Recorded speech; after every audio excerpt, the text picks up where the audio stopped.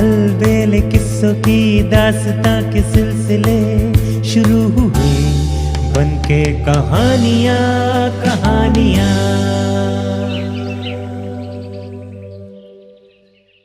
आइए सुनते हैं आज की कहानी, गोपाल ने पकड़वाई चोर। एक बार आधी रात के समय गोपाल के घर में एक चोर घुस आया। गोपाल और उसकी पत्नी उस समय सोए हुए थे, किंतु जैसे ही उन्होंने चोर की आहट सुनी, दोनों जागकर बिस्तर पर बैठ गए। चोर को देखकर गोपाल की पत्नी चीखने को हुई, किंतु तभी चोर ने लपक कर अपने खंजर की नोक उसकी गर्दन से टिका दी और खतरनाक लहजे में कहा, खबरदार, जो एक भी शब्द मुंह से निकाला, जरा सी भी आवाज निकाली तो पूरा खंजर तुम्हारे मुंह में घुसेड़ दूंगा। तुरंत अपने सोने के जेवर मेरे हवाले कर दो। पत्नी गिगाई और बोली, तुम्हें जो भी लेना हो ले जाओ, बस हमारी जान बख्श दो। ये सुनकर चोर सतर्कता पूर्वक उस संदूक की ओर बढ़ा जिसमें उनका कीमती सामान रखा रहता था। तभी बाहर से कुछ आवाजें सुनाई पड़ी। चोर थमकर रुक गया। उसने गोपाल से पूछा, ये कैसी आवाजें हैं? लगता है तुम्हारी तरह ही कोई दूसरा चोर भी घर में घुसने की चेष्टा कर रहा है। मैं जाकर देखता हूं। नहीं, तुम एक कदम भी आगे नहीं बढ़ोगे। चुपचाप अपनी जगह पर खड़े रहो।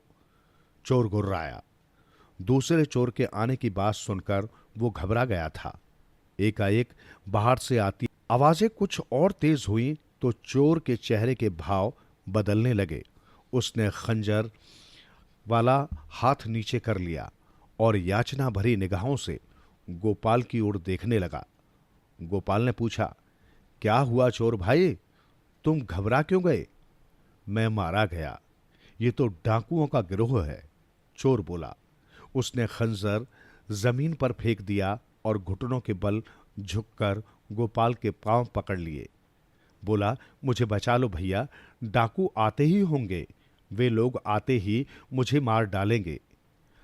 अब हमारा क्या होगा? गोपाल की पत्नी भयभीत स्वर में बोली। शांत रहो प्रिय, गोपाल ने अपनी पत्नी को दिलासा दी। ईश्वर हमारी रक्षा कर रहा है।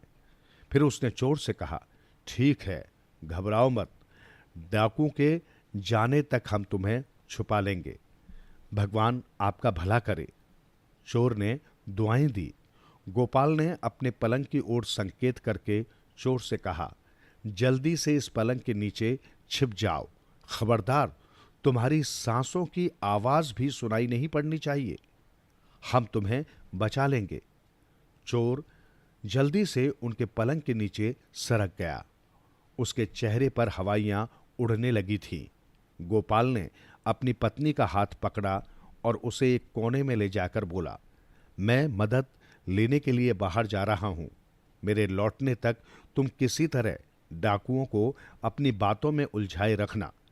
फिर उसने धीमे से फुसफुसाकर अपनी पत्नी को एक योजना समझाई और जल्दी से मुख्य दरवाजे से बाहर निकल गया। पीछे से पत्नी चिल्लाई, जरा जल्दी लौटना, डर के कारण मेरी जान सूख रही है। हां हां, लेकिन जैसा मैंने कहा है उसी के अनुसार काम करना। गोपाल की पत्नी ने दरवाजा बंद किया ही था कि पिछवाड़े से डाकू घर में घुस आए। डाकुओं के सरदार ने हाथ में पकड़ा हुआ लंबा सा छुरा लहराते हुए कहा, ए औरत, इधर आ। जान प्यारी है तो अपने सारे गहने और कीमती सामान हमारे हवाले कर दे। पर वे तो ताले में बंद हैं। गोपाल की पत्नी घिघाई, चाबियां कहां हैं? मेरे स्वामी के पास। और तेरा स्वामी कहां है? वहां, कहते हुए गोपाल की पत्नी ने पलंग के नीचे की ओर संकेत कर दिया। डाकुओं ने चोर को देखा तो उनके सरदार ने चोर की टांग पकड़कर उसे बाहर खींच लिया। 2-3 मुक्के उसके पेट में मारे और भयानक लहजे में बोला, ए डरपोक, चाबियां निकाल, मुझे छोड़ दो। चोर गिड़गिड़ाया, मेरे पास चाबियां नहीं हैं। घर का मालिक होते हुए भी तेरे पास चाबियां नहीं हैं। निकाल चुपचाप, वरना गर्दन काट डालूंगा।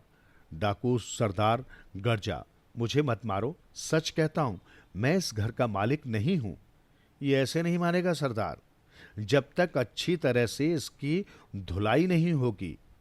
डाकू में से एक डाकू बोला, ठीक है, करो इसकी धुलाई। सरदार ने आज्ञा दे दी। बस फिर क्या था, चोर पर लात घूंसे बरसने लगे। हमें उल्लू बनाता है बदमाश, डाकू सरदार गुर्राया।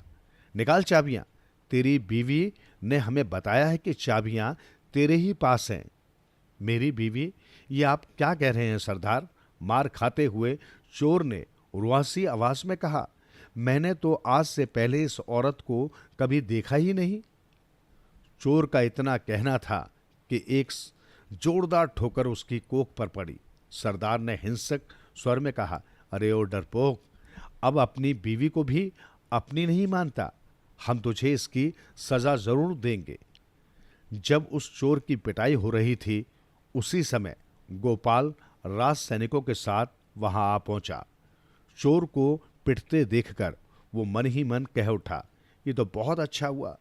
इसका मतलब ये कि मेरी योजना कामयाब हो गई। अब इस बेचारे को बचा ही लेना चाहिए। राज सैनिकों ने शीघ्र ही डाकुओं पर काबू कर लिया। मार खाया हुआ चोर अभी भी एक खंबे के साथ खड़ा लंबी लंबी सांसें भर रहा था। सैनिकों के नायक ने गोपाल से पूछा, गोपाल जी, डाकू तो सारे काबू में आ गए, लेकिन तुम्हारा वो चोर कहीं दिखाई नहीं पड़ रहा। कहाँ है वो चोर? ये सुनकर गोपाल की बीवी ने उस खंबे की ओर संकेत कर दिया जिसके पीछे चोर छुपा खड़ा था। सैनिक उसे पकड़ने को आगे बढ़े, लेकिन तभी गोपाल बोल उठा, रहने दीजिए नायक जी, इसे छोड़ दीजिए। पहले ही ये बेचारा डाकुओं से अपनी हड्डी पसली तुड़वा चुका है, इतना दंड काफी है इसके लिए। सैनिकों ने चोर को छोड़ दिया। चोर वहां से ऐसा भागा जैसे मौत उसका पीछा कर रही हो। उसने फिर मुड़कर पीछे नहीं देखा। अगले दिन जब गोपाल ने महाराज की उपस्थिति में दरबारियों को ये कहानी सुनाई तो सभी लोग हंसते हंसते लोटपोट हो गए। महाराज कृष्णचंद्र ने गोपाल की चतुराई की खूब प्रशंसा की।